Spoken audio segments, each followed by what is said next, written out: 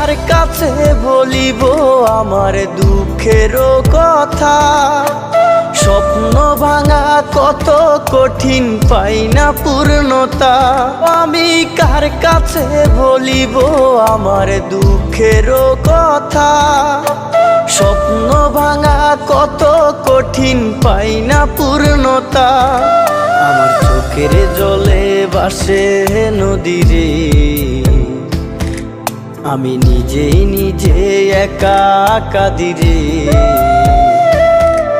আমি নিজেই নিজে একা হাসিরে। আমায় দেখলে সবাই পাগল বলে রে। ওরে আমার মাটির